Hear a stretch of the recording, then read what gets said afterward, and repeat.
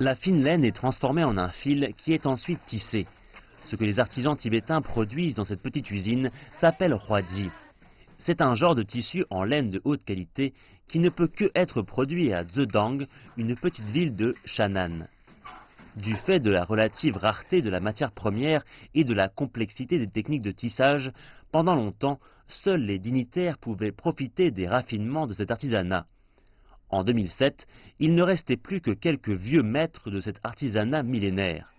Pour éviter la disparition de cet artisanat, un artiste local a créé une coopérative de tissage ethnique à la main et a demandé à ces vieux maîtres de transmettre leurs techniques aux jeunes générations.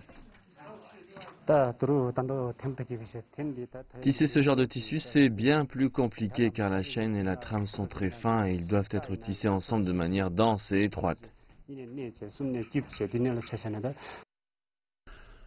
Au cours des années, la coopérative a formé environ 80 personnes, pour la plupart des fermiers et des gardiens de troupeaux originaires de familles pauvres.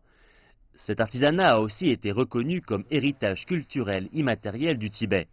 Grâce à tout cela, les employés et les locaux ont bénéficié du développement toujours croissant de la coopérative.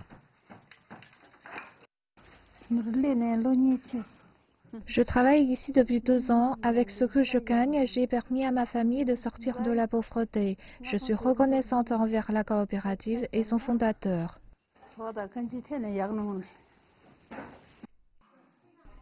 Les articles fabriqués avec du hwaji, comme les écharpes et les costumes, ne sont pas seulement populaires au Tibet. Modernes et avec des designs innovants, ces accessoires se vendent bien dans les villes de l'intérieur du pays. Les revenus des ventes peuvent atteindre jusqu'à 4 millions de yuan par an. Et la coopérative se projette vers un marché plus grand, avec plus de projets en tête.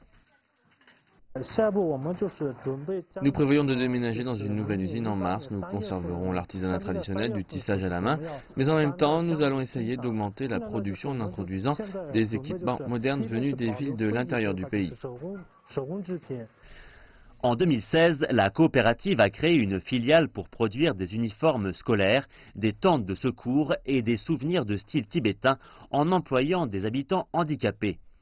Dans les années à venir, il est prévu que des opportunités d'emploi plus nombreuses soient proposées à ce groupe marginalisé, car les intentions d'origine de la coopérative étaient de protéger une culture ethnique unique, mais aussi d'aider les défavorisés.